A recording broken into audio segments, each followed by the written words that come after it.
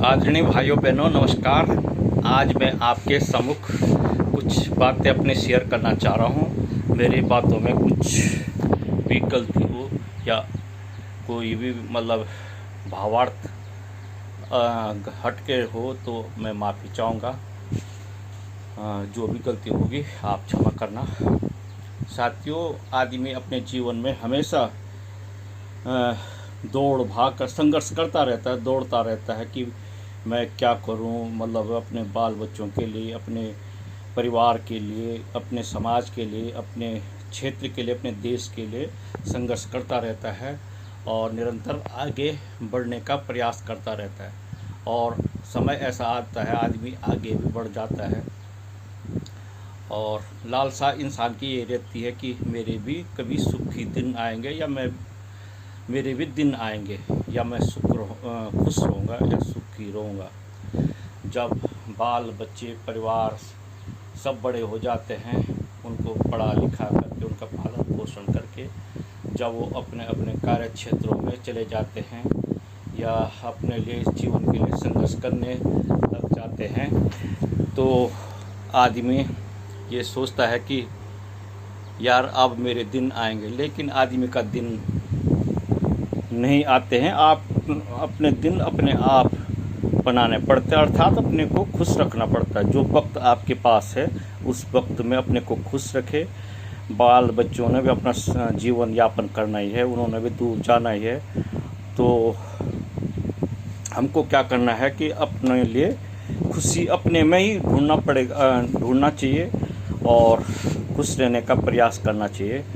अगर आप सारे सुख सुविधाएं प्राप्त कर लेते हैं, नौकरी का जितना जिसकी हैसियत है, जिसने संघर्ष किया, जिसने पढ़ा लिखा होगा या कारोबार विस्तार किया होगा, तो उतना सुख प्राप्त करेगा, प्राप्त करने की सोचेगा, प्राप्त होगा, लेकिन अंत में वो खुश नहीं रहता है।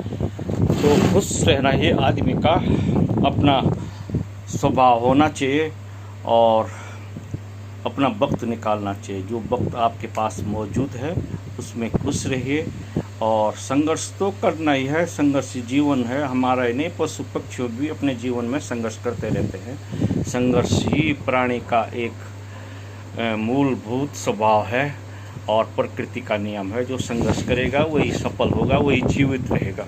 लेकिन इतने संघर्ष करते करते भी आप खुश नहीं रहेंगे, अपने जीवन के लिए कुछ नहीं सोचेंगे, तो आप बीमारियों का घरबार बन जाएंगे और बीमारी आपको चैन से नहीं रहने देगी। अधिक लंबी आयु आपकी नहीं हो सकती, लंबे समय तक आपका जीवन नहीं चल सकता है।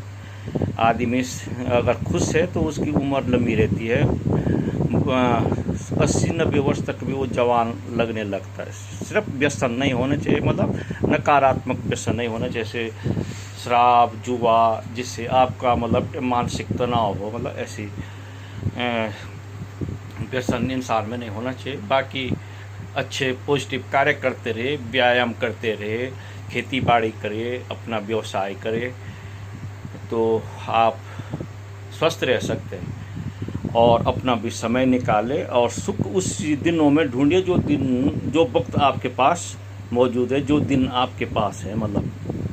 बाकी बाल बच्चे भी, आदमी बीमार होगा तो बाल बच्चा क्या, जितना नज़दीक का होगा वो भी आपको छोड़ देगा, कोई किसी का नहीं होता। अगर आपके पास धन संपदा है तो दूर दूर के भी रिश्तेदार बन जाते हैं जिनसे कोई मतलब नहीं होता है, वो भी आपके धन के पीछे आपसे रखना शुरू कर देंगे। आप बीमार हो जाएंगे, आपका कारोबार टूट जाएगा, आपकी नौकरी छूट जाएगी, तो आपसे दूर हो जाएंगे और आपकी हर जगह पर निंदा करते रहेंगे।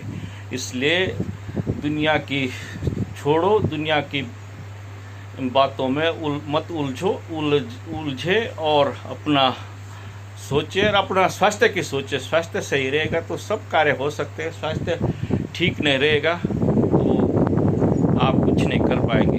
कारोबार धन संपदा आपके पास है तो सब अपने होंगे। अगर कारोबार नहीं चल रहा है, कार्य सब डंप पड़ा हुआ है, नौकरी छूट गई है, तो सब आपसे घृणा करना शुरू कर देंगे, आपकी निंदा करना शुरू कर देंगे।